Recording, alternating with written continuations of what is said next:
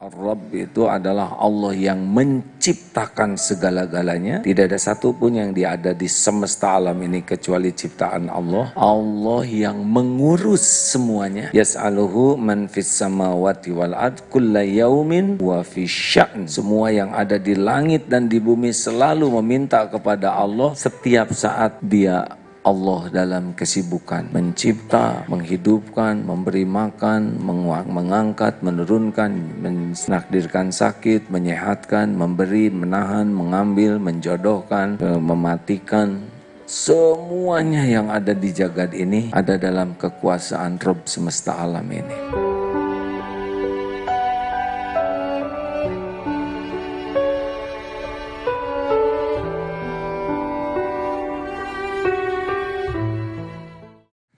Bismillahirrahmanirrahim.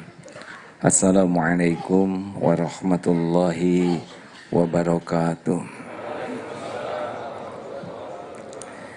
Alhamdulillahi rabbil alamin. Alhamdulillahilladzi khalaqal mauta wal hayata liyabluwakum ayyukum ahsanu amala wa huwal azizul ghafur.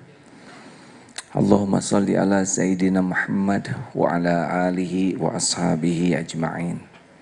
Asma Allah yang kita kaji kali ini adalah yang hampir 500 kali, lebih dari 500 kali disebut di dalam Al-Quran, Rabb, Ar-Rabb. Contohnya Al-Fatihah ayat 2. A'udzubillahi minasyaitonir rajim. Alhamdulillahi Rabbil Alamin. Segala puji bagi Allah, Rabb semesta alam. Atau Al-An'am 162. Qul inna salati wa nusuki wa mahyaya wa mamati lillahi Rabbil Alamin. Sesungguhnya, katakanlah sesungguhnya, inna sholati, sholatku, ibadahku, wa nusuki, wa mahyaya, hidupku dan matiku hanyalah untuk Allah, Rabb semesta alam. Banyak disebutkan.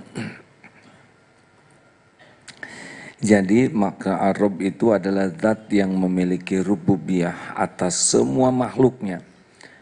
Mulai dari perancangan, penciptaan, pengurusan, pengaturan, semuanya ada dalam genggaman Allah Subhanahu wa Ta'ala.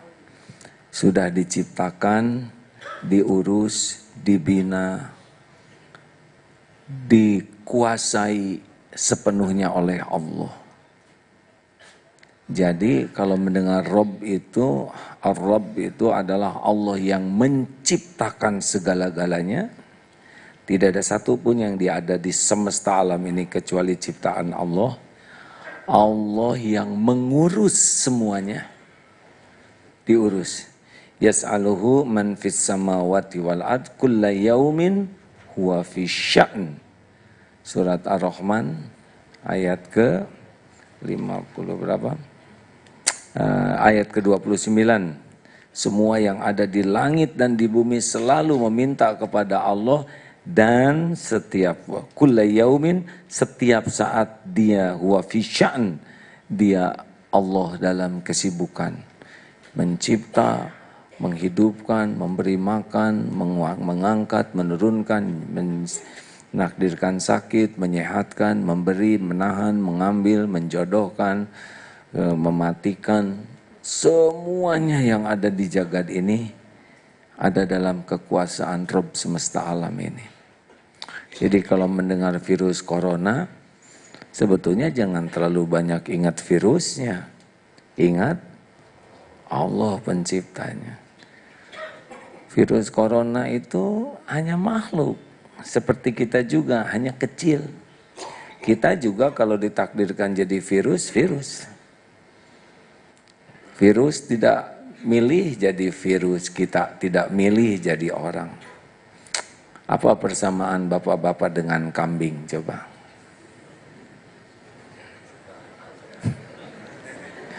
punya punya janggut lagi. Persamaan bapak-bapak dengan kambing adalah sama-sama ciptaan Allah. Ada juga persamaan lainnya, sama-sama tidak milih. Kalau bapak ini calon kambing jantan, kambing bapak nih Pak. Ini sekumpulan kambing.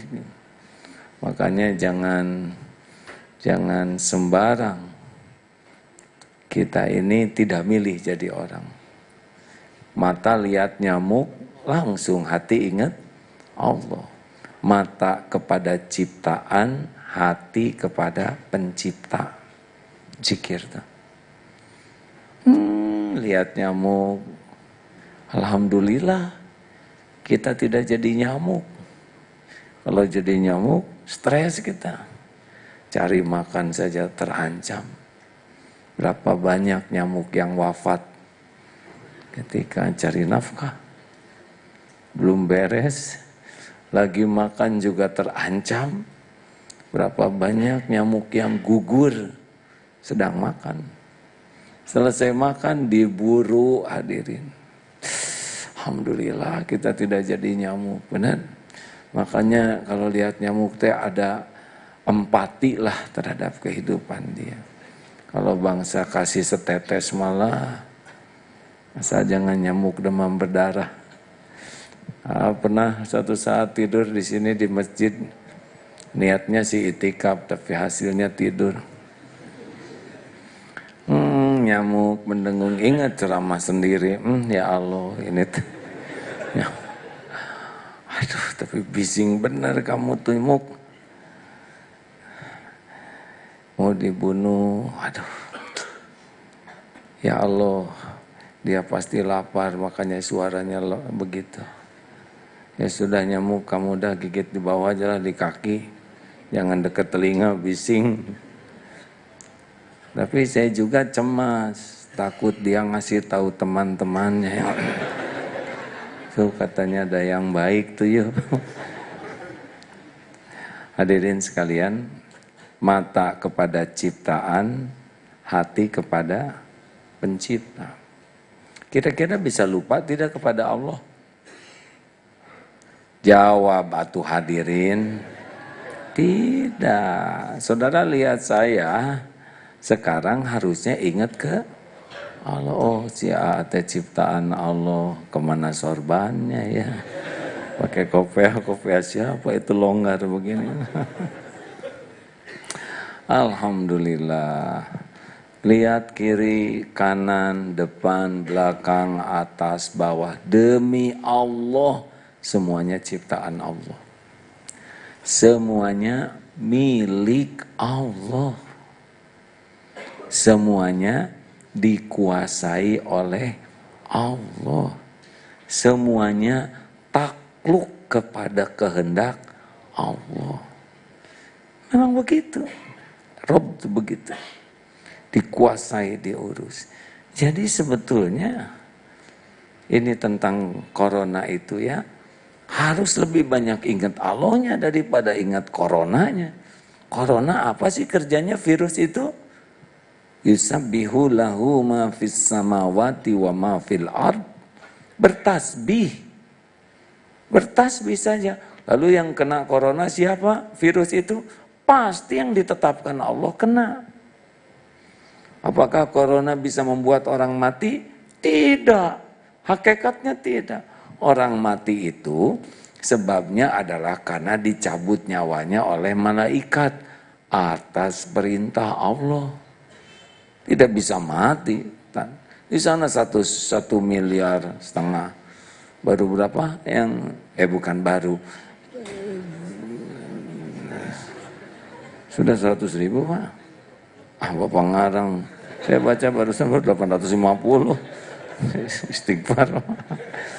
Tapi yang tidak kena corona juga pada meninggal itu. Di sana sini. Benar? Kenapa ya Allah menciptakan virus corona? Jangan mempertanyakan perbuatan Allah. Tidak ada hak. Kenapa Allah menciptakan? Bukan itu. Apa hikmahnya Allah menciptakan? Saya dengar itu 2 hari sebelum virus corona itu merebak, Presiden Cina itu mengatakan bahwa Cina itu negara terkuat dan terapalah gitu. Ya, kalau dalam sudut pandangan Islam itu bahaya berbicara begitu. Termasuk mengatakan Indonesia mah tidak masuk virus karena aduh itu bahaya ngomong gitu. Dalam kacamata Islam ya. Karena itu sudah termasuk takabur, sombong. Allah benci sekali kepada yang sombong. Titanic ini adalah kapal yang tidak bisa tenggelam. Pasti Allah mendengar omongan itu dan membaca apapun yang ditulis. Ya tinggal diadukan saja dengan gunung es ya. Tenggelam. Fir'aun malah ya sudah tinggal ditenggelamkan.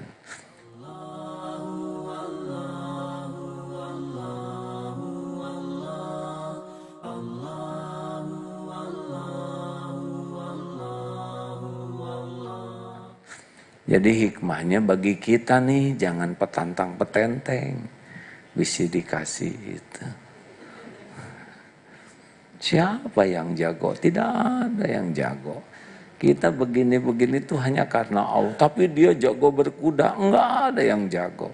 Karena Allah saja melindungi. Kalau Allah mau, Superman yang dulu tuh, siapa? Christopher Reeve. Tidak bisa bangkit kepalanya. Superman bayangkan.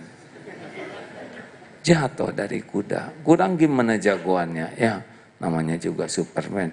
Maka saudara jangan mau ya. Kalau nanti jadi bintang Superman itu bahaya. Serius hadirin. Udahlah, yang membuat kita petantang petenteng jangan. Gampang bagi Allah. Apapun. Wow, perusahaan kami ini perusahaan yang profesional. Itu gampang dibikin kasus jengkang ya. Udah, hikmah pertamanya jangan sampai kita sombong. Takabur, ujub, mudah bagi Allah. Saudara, waduh saya ini cerdas, IQ-nya tinggi, cukup dikasih kulit pisang. Terpeleset, kepala terbentur, hilang tuh memori. Gampang bagi Allah. Otot kawat, balung besi, leher beton, urat kabel, wajah asbes. Dikasih bakteri, disentri, amuba, yakin dia di toilet yang enggak bisa enggak mau yang perkasa pakai pampers betul. Serius hadirin. Terlalu mudah bagi Allah untuk melakukan apapun kepada apa yang dikuasainya. Mengangkat, menurunkan itu kekuasaan Allah. Tu'izzu man tasya wa tudhillu man tasya biyadikal khair innaka ala kulli syai'in qadir. Surat Ali Imran ayat 26. Allah berikan kekuasaan kepada yang Allah kehendaki. Allah ambil kekuasaan dari siapa yang Allah kehendaki. Allah muliakan siapa yang Allah kehendaki. Allah hinakan. Sekarang kasih jabatan oleh Allah, petantang petenteng gampang, buka dikit aib toel, benar? Berapa banyak yang asalnya berjaya begitu hebat. Ngeri tuh hadirin, hati-hati. Udahlah saudara nggak usah pengen jadi pejabat. Siapa yang ngangkat ya kan? Dan yang jadi biasa-biasa welat. Benar? Hati-hati, hikmah pertamanya kita harus tahu bahwa kita ini ciptaan Allah, kita ini milik Allah, kita ini dikuasai Allah sepenuhnya setiap saat. Tidak bisa lepas. Hai kita gimana? Boro-boro ngurus diri sendiri. Tahu juga enggak apa yang mau diurus ya. Ini saudara rambutnya bagus. Tolong ceritakan gimana menumbuhkan rambut itu. Kan sudah lama ada rambutan di kepala, ada rambutnya. Gimana coba ya? Ayo jelaskan. Pakai minum apa sampai rambutan begitu? Minum air. Sama, nggak tahu apa-apa. Ali sendiri aja nggak tahu, coba lihat Ali sendiri. Boro-boro ngurus alis. Kecepatan mata berkedip berapa, Pak? Kelihatan Bapak berkedip terus dari tadian. Berapa keperluannya? Ayo, Pak, kenapa beruban janggotnya? Nggak bisa ditahan. Saya juga ada uban satu yang nggak bisa ditahan. Walaupun minum sari areng atau jus oli, tetap itu. Ini milik Allah. Nah, dan bukan hanya kita, orang lain juga semua ciptaan Allah. Makanya tentang tubuh ini kita harus tahu nih, kalau ngaca tuh, kalau bercermin tuh, jangan takjub kepada dia. Enggak usah cengar-cengir gitu. Allah melihat saudara cengar-cengir nggak jelas. Harus ingat, ya Allah ini ciptaanmu. Enggak usah ujub kalau merasa keren, merasa bagus, karena saudara nggak terlibat sama sekali. Kulit mulus, nih kulit mulus, nggak sulit bagi Allah dikirim skarbies itu ya, yang eksim, gampang. Rambut bagus, mudah bagi Allah merontokkannya. Makanya mata kepada ciptaan, hati kepada pencipta Allah. Termasuk ketika bercermin. Hati-hati nih yang dikasih bagus. Jangan jadi ujub. Sejujurnya ya, dikasih bagus tuh cenderung pamernya lebih besar daripada yang biasa aja. Itu yang badan-badannya punten ya bagus, maunya pamer. Nah yang gimana mah maunya mah aman-aman we ya. Halo? Kalau di dunia lelaki juga gitu, yang six pack tuh maunya ngetet aja baju tengah. Dikasih sesak napas beres. Bukan tidak boleh ya, tapi harus ingat ketika pamer otot dan sebagainya itu tidak sulit bagi Allah, dibuat saraf kejepit langsung menceng itu. Oh serius hadirin, astagfirullah. Terus, ya saya ngaku lah ya, waktu seneng ngajarin santri push up, padahal sebelum tanding dengan santri 2 bulan sebelumnya latihan sendiri diam-diam. Udah kelihatan rada kuat, baru ngajak tanding dengan santri push up, pasti menang lah hadirin. Tapi Allah maha tahu ujubah, baru juga menang itu minum makan kacang, atau asam uratnya di sini. Boro-boro pusat, megang itu juga pegayung gemeter. Masya Allah, tidak ada yang sulit bagi Allah. Untung asam urat aja ya enggak. Itu peringatan, mudah bagi Allah. Hati-hati nih yang punya bagus, jangan centil, jangan suka tepos. Tahu tepos? Tebar pesona. Biasanya kalau orang cakep tuh kan maunya orang tuh pada tahu aja. Dan yang lebih jelek lagi adalah suka memodifikasi di potret status itu ya. Ingin lebih mulus, itu tipuan hadirin. Saya sering juga ketipu itu ya. Ada tamu katanya, mana Lin? Pasti lo kening beda tua. Ternyata pakai arsir itu yang apa tuh yang 360 itu. Cuma saya ngomong, kok beda? Enggak, nah, itu zolim ya. Apa enggak malu gitu? Apa enggak malu kan? Enggak malu gitu kita memasang sesuatu yang kita kagum sendirian pada orang lain enak.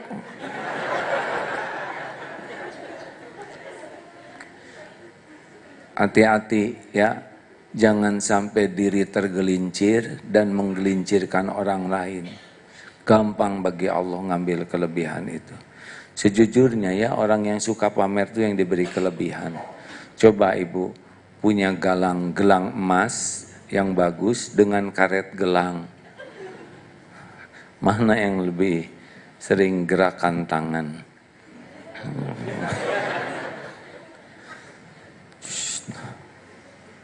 Kalau kita ditakdirkan ada kekurangan versi kita ya, seperti lumpuh mata atau apa, telinga kurang mendengar, itu kan kekurangan versi kita.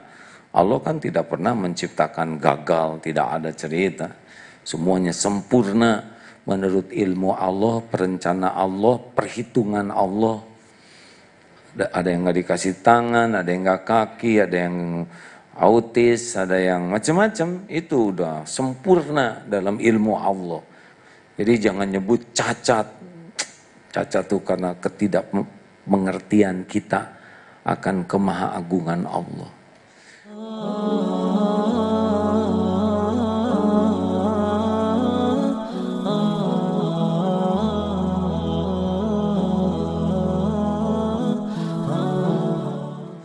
Mungkin dengan anak begitu orang tuanya nanti beda pahalanya. Ada yang tidak ada kaki susah dapat kerja, belum lagi diremehkan. Oh, itu dihitung oleh Allah.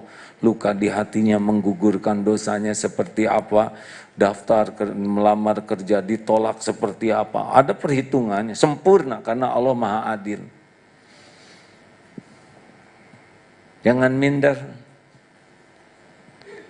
Lihat orang yang lebih bagus, jangan iri. Kita nggak akan jadi dia kok. Iya kan? Hidung kita misalkan pas-pasan ada yang mancung, udah biarin aja itu hidung dia. Ngapain kita pengen hidung dia ya? Kulit, terima. Gak usah. Saya emang gak pengen kulit saya putih, dikasih coklat begini, udah gini aja. Kenapa harus capek ingin kelihatan putih? Dan gak lucu atau putihnya cuman segini ya gak? Jadi seperti topeng horor. Hadirin, rambut kita nggak usah dipirang-pirang, udah pantasnya settingannya gini, ini coklat, ini hitam, sekarang ini coklat, ini pirang. Orang dari belakang nyangkanya bule, bukan kan nggak enak kan? Saya bukan ikut campur dengan rambut orang ya, udahlah syukuri aja, betul? Lihat yang kira-kira menurut kita kurang bagus, jangan meremehkan. Karena mereka juga ciptaan Allah. Wah, petbun, apa petbun? Pendek buntet, menghina penciptanya. Black magic, apa? Karena hitam katanya. Kenapa kamu makin tua seperti Lorok Dokacayan, kerupuk kulit direndam, dosa nyebut kerupuk kulit direndam. Tua masa suka Allah. Pas reuni, kamu udah meninggalkan dunia hitam, maksudnya ubanan, dosa disangka dia ahli maksiat ya kan. Hadirin, jangan meremehkan bentuk tubuh, suku, bangsa, kulit, enggak, itu milik Allah semuanya. Ada yang suaranya kecil, ada yang suaranya bass, itu Allah yang menciptakan. Enggak boleh kita menghina seseorang hanya karena fisik yang dia sendiri tidak pesan, dan itu ciptaan Allah. Dan kita harus siap Allah melakukan apapun dengan tubuh ini. Jadi tua dinikmati hadirin. Jangan takut menjadi tua, dah pasti, benar? Yang takut itu nggak jadi dewasa. Kan nggak lucu, penampilan tua, kelakuan kekanak-kanakan, horor hadirin. Nikmati jadi tua hadirin, nggak mungkin kita muda terus. Dan tidak usah bangga disebut awet muda, biasa aja. Dan nggak mungkin awet, ya. Iya kan? Terima. Alhamdulillah, tumbuh uban tuh nggak apa-apa. Kalau tiap uban tumbuh dicabut atau gundul, ya kan?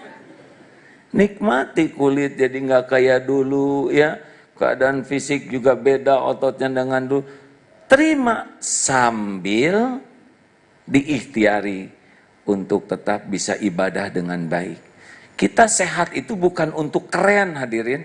Rasulullah SAW sampai usia 63 tahun six pack badannya tuh. Katanya begitu. Seperti tumpukan batu, seperti gulungan kertas. Tapi tentu beliau begitu bukan untuk diposting. Saya jadi tahu ada postingan tentang saya ya, astagfirullahaladzim. Itu orang lain yang bikin tuh. Bukan untuk itu. Kuat dan sehat itu untuk ibadah. Supaya kuat ibadah. Jadi kalau kita udah tua tetap jaga vitalitas, jaga makanan, jaga cara hidup. Supaya apa? Supaya tetap maksimal ibadah kita. Nggak nyusahin orang. Bukan supaya keren, bukan supaya dianggap awet muda. Nggak penting sebutan itu, udah nggak ngepek ya. Yang penting mah bisa jadi kuat ibadah. Alhamdulillah. Siap nih, tubuh ini belum tentu pulang bareng. Ada yang tangannya duluan, ada yang kakinya duluan. Tapi ini rata-rata ada yang udah duluan, gigi. Benar? Hadirin dinikmati, ya. Kalau suatu saat takdirnya sakit, kita sudah berusaha sehat, nikmati sakit. Karena ada dosa yang mungkin tidak bisa rontok kecuali dengan sakit. Kadang-kadang disakitin orang, ya gak apa-apa. Karena dalam disakiti orang bisa berguguran dosa bagi gugurnya daun-daun. Oleh karena itu, kita harus rawat tubuh ini supaya Allah suka. Jangan dibikin maksiat. Yang matanya sibuk lihat ini apa? Lihat tayangan-tayangan.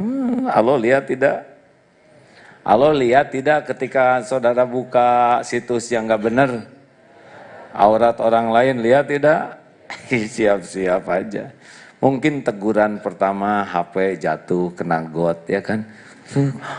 Itu teguran tuh. Tapi teguran kedua mungkin mata yang copot ya. Lah ini mata ciptaan siapa? Mata yang ngurus siapa? Allah tahu nggak mata kita dipakai apa? Tahu. Banyakan mana? Baca WA, baca Quran. Untung tetap dirawat oleh Allah. Nah, kalau misalkan ya, maaf ya, Allah kan maha sabar terhadap hamba-hambanya. Mendahulukan rahmatnya daripada azabnya. Coba kalau setiap maksiat langsung dibales, habis kita ini. Matanya maksiat ceplok satu. Ya. Ngedenger ngacang tuli, ya. Ngomong putus ini. Apa, pita suara. Mikir ngeras, leng hilang ingatan. Kita akan dihormati orang karena Allah masih nutupin aib, dosa, maksiat, kejelekan kita. Dan Allah sudah ditutupi, didatangkan untuk dapat ilmu. Dan sambil melangkah ke sini, malaikat rahmat menaungi itu. Kemudian binatang-binatang, ikan, cacing, pada mendoakan yang datang ke majelis ilmu. Duduk di sini, turun malaikat yang khusus mencari majelis zikir, memohonkan rahmat dan ampunan. Masya Allah, sudah ditutupi, diongkosi, diberi ilmu, diampuni, dikasih pahala. Itulah Allah. Nah model-model kita mah pantasnya mah disambar petir hadirin. Jelebet, gosong, remek, sudah selesai. Ya apa coba? Apa coba? Apa coba kita ini? Sholat barusan udah nggak capruk, bener? Kenapa ini bacaannya lama bener? Baca apa aja sih ini? Terus we ngomel hadirin. Saya pengen tahu nih, nanti maghrib si A ngimamin enggak? Jangan-jangan cuma berani duhur dan asar. Ada yang suudon.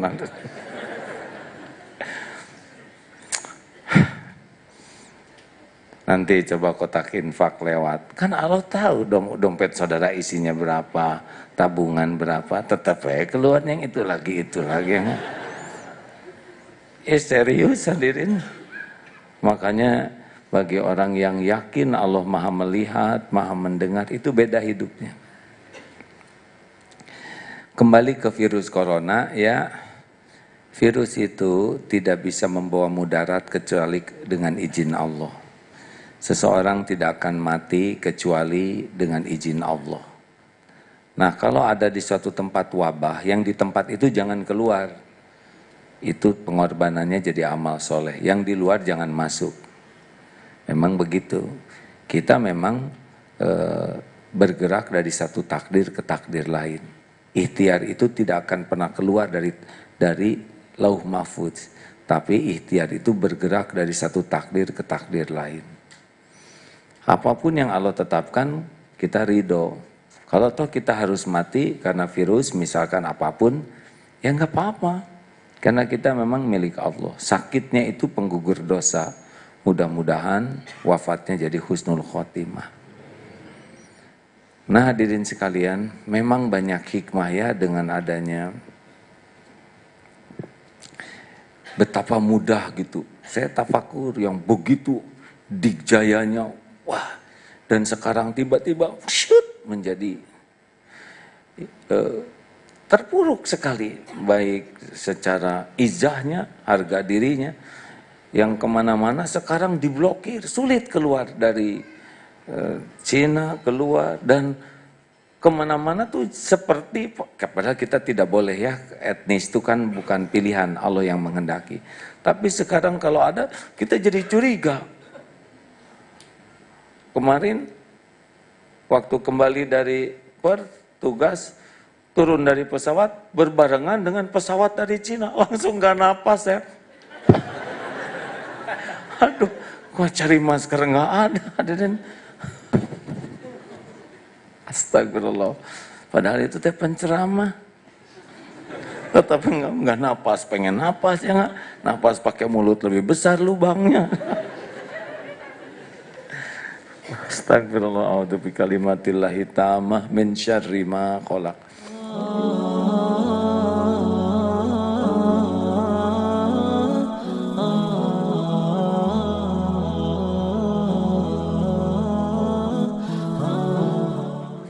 Ya dipikir-pikir, sekarang kan di Uighur itu ditahan 1 juta orang. Nah, sekarang tertahan itu 1 negara, betul? Yang di Uighur yang pakai jilbab, yang pakai niqab suruh dibuka. Sekarang pada pakai mereka. Iya, Pak. Lebih tertutup lagi ya nggak? Matanya juga ditutup. Pakai kacamata, lihat kan begitu foto-fotonya. Yang dia larang dia pakai. Kemudian bersih sekarang pada nyari makanan yang halal karena makanannya bersih. Apa yang saya sih melihat bagaimana kekuasaan Allah ya. Mengangkat, merendahkan, membuka, menutup. Dahsyat, hanya bilangan waktu saja. Tidak ada serangan lewat nuklir atau pesawat udara, tapi lewat virus saja. Sudah cukup. Itu juga, ini saya tidak berniat bahagia di atas penderitaan orang ya. Saya juga ingin orang tidak menderita. Yang kapal pesiar itu 3.100, niatnya honeymoon. Sekarang ada virus di sana, di karantina, tidak mau keluar dari kamarnya, 2 minggu memenjarakan diri. Betapa mudah bagi Allah ya. Hadirin, jangan merasa puas dengan penderitaan orang. Walau bagaimanapun kita harus menjadi makhluk yang rahmatan lil alamin. Berharaplah mereka dapat hidayah. Berharap dengan adanya ini saudara kita Muslim di Uighur itu dan Kazakh itu diberikan hak-haknya yang mendasar. Dan mudah-mudahan tidak ada lagi kesombongan dimanapun, termasuk di negeri kita. Jadi pelajaran, dan terutama kita ya. Jangan sampai ujub takabur dengan otot, dengan harta, dengan ilmu, dengan profesionalisme, dengan jaringan. Jangan sampai merasa gimana gitu. Karena tidak ada apa-apanya. Kalau Allah mau membuat sesuatu bagi kita mah habis saja. Ya kan? Lihat tokoh-tokoh kita juga yang wah bagaimana, tapi kalau Allah mau buka sedikit saja aibnya, sudah selesai. Sedikit loh yang dibuka. Kalau dibuka semuanya saya kira tidak cukup lama penjara itu. Nah hadirin sekalian, kalau kita mendengar berita seperti ini harus jadi ingat Allah. Kekuasaan Allah harus membuat kita semakin dekat dengan Allah. Karena yang bisa melindungi kita ya Allah saja. Harus kita menjadi orang yang lebih patuh kepada Allah dan lebih berlindung, pasrah kepada perlindungan Allah. Patuh, pasrah. Itulah harusnya buah dari corona itu. Membuat kita yakin kepada Allah dan membuat kita semakin patuh kepada perintah Allah serta pasrah kepada segala janji dan jaminan Allah Subhanahu wa taala. Alhamdulillah. Ini ngantor jam 1 ya. Alhamdulillah. Tidak usah lama kok. Yang penting Allah ridho, nanti Allah yang menghujamkan. Jadi tidak usah memaksakan diri harus lama ceramah, tidak, karena mengerti atau tidak tuh karunia Allah. Berbuah jadi amal itu juga karunia Allah. Guru saya tuh sedikit sekali bicaranya Pak, dan sekali dinasehati, waduh, bisa dikumpulkan itu nasihat guru selama 13 tahun. Efeknya luar biasa. Dan saya percaya seperti itu, makanya sekarang mau selesai saja ya. That's all ladies and gentlemen. Maaf baru pulang dari Australia. Ujub. Alah. Dari Kang Agim jadi Kang Uru. Berita bahagianya Masjid Al-Latif Darut Tauhid di Perth ini yang asalnya gereja sekarang sudah makmur. Masya Allah. Terharu, sekarang musim panas, 41 derajat kalau siang tuh. Di dalam mobil 46. Jadi kalau masuk ke mobil AC belum dinyalakan tuh seperti masuk ke dalam oven. Tapi bergerak ke masjid. Di Selandia Baru itu ada yang saum Daud, Pak. Walaupun subuhnya jam 3:30, bukanya jam 9:30 malam. 9:15, Isya jam 12, Selandia Baru tuh. Saum Daud, kalau udah ditolong Allah, kita mas Senin Kemis juga baru rencana ya kan. Astagfirullah. Lalu tanah yang di belakang masjid juga rumah sudah dibeli, alhamdulillah. Mudah-mudahan sekelilingnya nanti terbeli dan tetangga-tetangga yang non-Islam di sana juga baik, senang dengan masjid, suka kalau ada acara datang begitu ya. Karena prioritas pertama dari kegiatan masjid itu adalah bersikap baik kepada tetangga. Mudah-mudahan suatu saat saya akan cerita saya belajar nyetir di sana. Ternyata saya baru tahu tuh fungsi speedometer. Di Indonesia kan nyaris jarang dilihat speedometer. Di sana tuh cuma lihat jalan speedo yang saking takutnya melewati batas. Di daerah ini 40, jadi tidak ada susulan tuh nyaris tidak pernah ada. Karena sama kecepatannya, mau nyusul gimana ya kan. 40, 50, 60. Betulan hadirin. Mau Ferrari, mau Lamborghini sama gini. Hanya menang suara.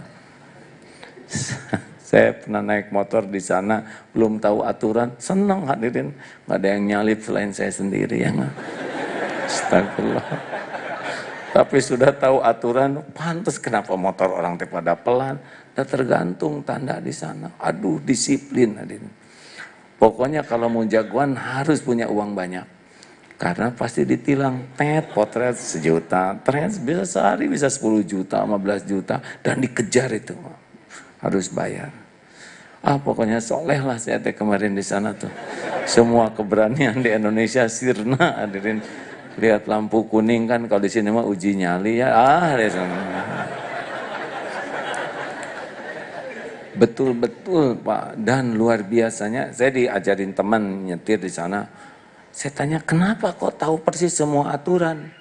Lah kami kan sebelum nyetir tuh harus tahu persis aturan dengan detail. Baru kami bisa nyetir. Dan patuh. Jadi kalau misalkan mau nongol gitu, itu kan pasti lihat ke kanan sampai bersih baru kita keluar. Di kita Ada sepeda 1 meter bergeser tuh mobil tuh. Tidak berani tuh di belakang sepeda aja gini sampai ke tengah baru begitu. Lihatnya nyebrang, kalau mau nyebrang di tempatnya waktunya nggak ada yang lihat kiri kanan. Coba di kita nggak lihat kiri kanan. Kenapa saya di kolong mobil gitu?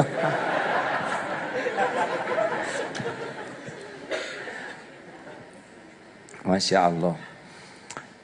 Sekarang bulan apa? Februari, Maret, April, ya. Kalau suatu saat saya tidak duduk lagi di sini, mungkin tetap semangat untuk datang ke sini sebulan sekali ya. Kenapa pada ngelihat kayak gitu hadirin?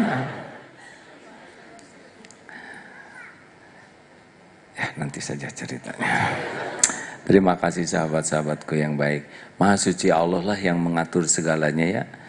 Masjid ini kapasitas segini, Allah datangkan ngepas seukuran masjid.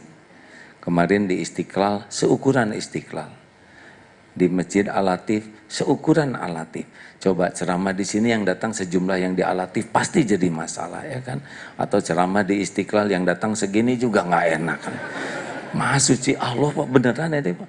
Nah giliran ngadakan acara di rumah, ya segitu juga yang datang tuh.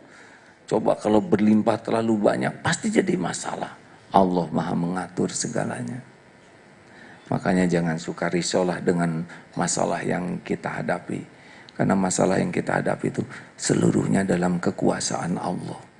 Kita itu tidak disuruh menyelesaikan masalah sendiri.